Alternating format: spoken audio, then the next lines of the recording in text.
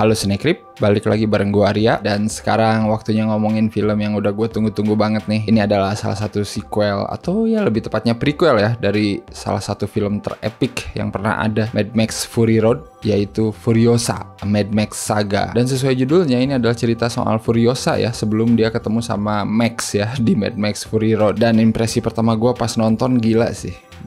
Gila dalam artian gimana ya? Level gilanya mungkin tidak segila Mad Max Fury Road ya, yang bener-bener saat itu kan breathtaking banget ya. Nah, gue tuh khawatir apakah di Furiosa ini George Miller bisa mengembalikan magicnya di Fury Road yang dulu. Tapi alhamdulillah setelah nonton, cukup terjawab, cukup puas, dan ya cukup seneng sih. Karena kan ini prequel ya, jadi bener-bener nyeritain Furiosa dari masih kecil gitu, sampai bener-bener dia jadi Furiosa yang sekarang. Dan karena ini judulnya ada tulisan saga di belakangnya ya, ini bener-bener gue kayak nonton sebuah saga yang panjang, karena ini durasinya juga 2,5 jam cuy. Salah satu film Mad Max paling panjang durasinya pernah dibuat, tapi ya menjustifikasi konsep ceritanya gitu, karena ini nyeritain Furiosa dari awal banget sampai akhirnya sebelum momen Mad Max Fury Road. Itu juga yang jadi kelebihan dan kekurangan di film ini ya, karena ya secara plot ini tuh tidak kayak Mad Max Fury Road ya, yang beneran to the point, yang konfliknya emang cuma satu gitu kan. Tapi ini tuh terdiri dari banyak konflik gitu, jadi ya lu nggak bisa expect tensinya bakal stabil gitu, pasti ada naik turunnya. Makanya film ini tuh dikemasnya dengan per chapter gitu. Nah itu yang menarik. Tapi buat kalian yang belum nonton Mad Max Fury Road, bisa kok nonton ini langsung. Cuman mungkin ada sedikit clue gitu ya yang menarik kalau lu udah nonton Mad Max Fury Road. Karena kita tahu sendiri Furiosa kan sebenarnya kabur sama istri-istrinya Immortan Joe itu, pengen pulang kampung kan, ke rumahnya dulu gitu, yang dia bilang The Green Place, rumah orang tuanya, rumah keluarganya gitu, yang bener-bener semuanya berkecukupan. Tapi ternyata pas nyampe nggak ada apa-apa gitu kan, udah hancur. Nah di sini tuh kita diliatin nih kampung halamannya si Furiosa, meskipun ya tidak begitu banyak ya. Dan di situ juga Furiosa diliatin berteman sama si Valkyrie itu yang ada di Mad Max Fury Road yang udah gede juga kan. Nah di sini ada versi kecilnya juga. Gara-gara tahu itu, pas nonton ini adegan si Charlize Theron yang duduk di padang pasir sambil bersedih itu bener-bener jadi makin ngena sih, karena di sini diliatin banget gitu betapa pentingnya tempat itu buat Furiosa dan keluarganya. Dan Furiosa di sini diperanin sama Anya Taylor-Joy ya, yang menurut gue itu pilihan yang tepat sih, daripada nge-de-aging Charlize Theron jadi lebih muda lagi. Ya nggak apa-apa, mendingan Anya Taylor-Joy aja, karena secara look sebenarnya ada mirip-miripnya, apalagi pas udah dibotakin. Wah itu udah kayak Charlize Theron versi masih muda. Apalagi di sini Anya Taylor-Joy sama Charlize Theron itu ya kayaknya sama aja gitu treatmentnya. Mereka itu jarang ngomong asli. Sama di Fury Road kalau lu nonton kan gak pernah kan itu ngomong panjang lebar gitu. Bahkan sama si Mad Max aja ngomongnya dikit-dikit kan. Nah sama di sini juga. Furiosanya kayak gitu. Minim ngomong, yang penting aksi. Yang di sini banyak ngomong itu ya the one and only Chris Hemsworth lah sebagai Dementus ya. Dementus ini ceritanya dari klan geng motor gitu lah.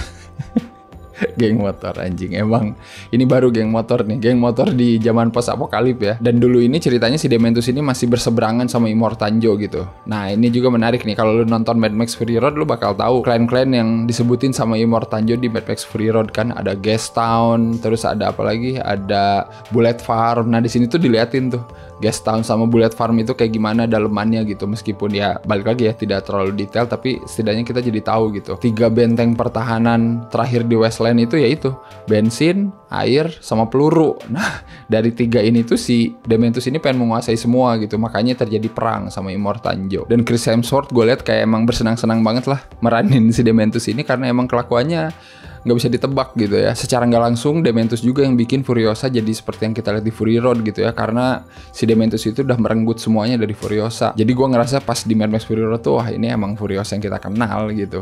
Keren sih. Dan di sini juga kita bakal diliatin asal usul kenapa dia tangannya nanti diganti jadi robot, terus nanti senjata andalannya itu dari siapa gitu kan, terus dia belajar naik Warwick yang truk besar itu gimana gitu kan. Dan di situ diliatin gitu, dan itu keren banget sih. Maksudnya intinya semua cerita prequel yang kita dapat hintnya di Mad Max Fury Road ini semua diceritain di sini, dan itu puas sih. Tapi ya itu makanya karena ini dibagi beberapa chapter ya, tensinya jadi kadang naik turun gitu, karena udah aksi nanti turun lagi, nanti naik lagi turun lagi gitu ya. Jadi mungkin nggak ada yang eskalasi bener-bener gila-gilaan. Tapi yang jelas George Miller itu nggak pernah kehilangan magicnya gitu, bikin sebuah set piece action yang bener-bener epic. Nah di sini tuh ada dan banyak banget. Nah itu yang bikin gue tetap melek nonton ini dan tetap bikin gue tepuk tangan. Tiap ada set piece action anjing itu gila sih. Ada satu set piece action di sini durasinya 15 menit dan itu semuanya di jalanan. Asli lebih pas. Gue nggak bisa pikir itu anjir. Set piece action, titik balik Furiosa kenapa dia jadi orang yang resourceful gitu. Kenapa dia jadi orang yang tepat gitu untuk jadi Imperator Furiosa. Nah di situ tuh ketika nanti dia ada di war gang dulu ngelawan geng motor Mortifier gitu ya, kalau nggak salah geng motor yang udah membelot dari pasukannya Dementus gitu. Nah ntar lu nonton dah pas bagian situ, gila sih, gue kayak speechless. Mobil diserang dari mana-mana gitu, pakai motor, pakai mobil lagi gitu kan. Terus si Warboy-nya pada di atas tangkinya kan, ngelempar-lemparin tombak kayak gitulah, kayak Mad Max Fury Road ya. Tapi di sini panjang banget, gila anjir scene-nya, dan terus aja ada gitu musuhnya tuh, dari mulai motor, dari mulai paragliding, dari mulai parasut, semua dikeluarin anjing ini senjata, dan itu gila sih, intens banget. Dan balik lagi ya, gue nggak habis pikir dari Mad Max Fury Road itu George Miller selalu bisa bikin set piece action yang di luar nalar anjir, maksudnya tapi tetap seru. Enak nonton film-filmnya Mad Max George Miller itu, nggak banyak cincong anjir, yang penting lu nonton visualnya, aksinya gimana, udah cukup. Di sini tuh dilihatin itu semua. Pokoknya ada 2 set piece action di sini yang keren. Yang Furiosa harus mempertahankan Warwick dari serangan para geng motor gitu ya, bareng Warboy Valhalla sama salah satu mentornya yang ngajarin si Furiosa, makanya dia jadi Imperator Furiosa, namanya Jack di sini ya. Terus nanti pas bagian si Furiosa nyelamatin si Jack itu di Bullet Farm dari serangan si Dementus. Wah itu gila sih, itu gila sih. Dan di sini juga lebih banyak adegan-adegan yang brutal ya, dan brutalnya itu di sini karena PG-13 kali ya, jadi nggak begitu diliatin, tapi ya tetap gitu brutal gitu, karena lu ngeliat Dementus di sini kelakuannya lebih ngaco gitu daripada si Immortanjo. Dan lucunya lagi Dementus di sini ganti-ganti nama ya, dari Dementus merah, Dementus kelam, Dementus yang agung, anjing lah pokoknya. Ya film itu masih ada kocak-kocaknya gitu ya. Ntar ada adegan yang bener-bener bikin gua pengen ketawa dan tepuk tangan sekaligus. Itu pas pertama kali gengnya Dementus nyampe di Citadel kan, di markasnya Immortanjo kan, dia tuh pasukan motor banyak banget gitu ya. Terus ada salah satu orangnya kayak konduktor di orkestra anjir, gini ngeng tangannya gini tuh, semua harus ngegas motor biar ada suara ngeng anjing gitu. Itu gue kayak tepuk tangan.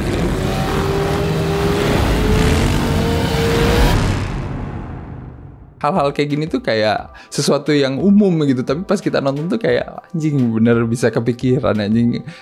Gas motor di geber-geber gini buat ngasih lihat gue ini powerful anjing. Udah the best itu. Banyak banget di sini momen epic yang ya itu dia bisa bikin lu tetap betah nontonnya sampai akhir gitu, meskipun panjang durasinya, meskipun tensinya naik turun, meskipun cara berceritanya tidak selalu mulus gitu, tapi menurut gua itu semua terbayar gitu sama semua aksi-aksi yang ditampilin di film ini, sama gimana caranya George Miller itu ngasih visual-visual yang menarik gitu ya. Di gurun pasir yang sebenarnya boring gitu kan, ya gurun pasir gitu di Australia gitu doang gitu ya, tapi dia tetap bisa ngasih visual-visual yang memanjakan mata gitu. Banyak banget sinematografi yang menarik gitu di sini, dari cuman kepulan asap, landscape bukit gitu kan, wah badai pasir, tapi tetap gitu memanjakan mata. Tapi ada satu hal yang di sini menurut gua agak kurang greget gitu ya. Nanti ketika perang antara Immortanjo sama si Dementus ini, treatmentnya si George Miller agak beda. Nah ini nih gue ngerti sih, nanti kalian nonton sendiri ya, nggak akan gue ceritain gimana gitu ya. Tapi peperangannya itu treatmentnya agak gimana gitu ya, agak-agak ya bukan sesuatu yang gue harapin gitu. Tapi ya gue maklum juga karena kan ini emang all about Furiosa, jadi nggak apa-apa juga. Tapi mungkin aja bagian itu bisa jadi cerita film sendiri lagi, nggak tahu ya. Dan satu hal lagi di sini, nanti akan ada karakter Mad Max. Ntar kalian cari tahu sendiri kapan dia nongolnya. Tapi gara-gara itu, gue jadi bertanya-tanya juga nih soal timelinenya. Tapi nggak tahu juga ya, karena kan sebenarnya Mad Max mah udah ada dari dulu juga, dari film awal-awal gitu kan. Cuman ya mungkin itu kayak homage aja kali ya ke Fury Road, kayak ngingetin aja gitu. Oh, Mad Max tuh pernah ada di sini juga kali ya. Tapi ya di sini dia kayak ikut andil meskipun secuil gitu ya. Cuman dari situ gue jadi mempertanyakan, oh jadi dulu dia udah tahu dong sebenarnya ina-inunya gitu kan. Gue kasih tahu ini ya nggak apa-apa karena sebenarnya nggak ngaruh-ngaruh banget gitu ke plotnya semua. Bukan spoiler juga, tapi itu jadi pertanyaan kecil aja buat gue gitu. Jadi kalau mau gue kasih skor 8 dari 10, ini salah satu prequel yang memuaskan gue gitu ya. Mungkin tidak semain blowing Fury Road, tapi tetap ini bisa ngasih gue kepuasan lihat set piece actionnya yang bener-bener gila, dan cerita Furiosa yang lengkap gitu ya dari awal sampai akhir. Gue harap kalau emang nanti ada lagi spin-off lainnya dari Furiosa, kita lihat aja, apalagi yang pengen dikulik gitu ya, karena menurut gue kayak udah semua nih di cover sama si George Miller gitu kan. Ya kita lihat saja. Dan kalian harus nonton ini di bioskop lah jelas. Karena kapan lagi lu lihat suara knalpot motor digeber-geber ngeng ngeng ngeng anjing. Dengan cara yang epic itu cuman ada di film ini. Nah lu harus menyaksikan itu sendiri di bioskop. Gila, gak pernah ada lagi tuh gue denger orkestra knalpot motor kecuali di film ini. Bangsat emang George Miller. Bisa aja lu kepikiran anjir bikin adegan kayak gitu. The best. Kalian harus nonton pokoknya. Kalau udah nonton, komen juga menurut kalian gimana filmnya. Apakah kalian lebih suka prequel ini daripada Fury Road, atau menurut kalian Fury Road sama ini tuh equal, sama kerennya, sama epicnya. Silakan komen aja langsung di sini ya. Dan kalau udah komen jangan lupa juga isi skor dan reviewnya di skorfilm.com. Siapa tahu kalian pengen tahu juga perspektif review dan kritik dari orang-orang lain, ada di skorfilm.com. Oke, kalau kayak gitu seperti biasa jangan lupa untuk like, share, subscribe Cinecrip. Kalian bisa follow media sosialnya Cinecrip juga. Kalian juga bisa join membershipnya Cinecrip. Thank you banget buat yang udah join ya. Berkat kalian kita jadi makin rajin bikin konten. Alright, kalau begitu sampai ketemu lagi di episode selanjutnya. Bye-bye.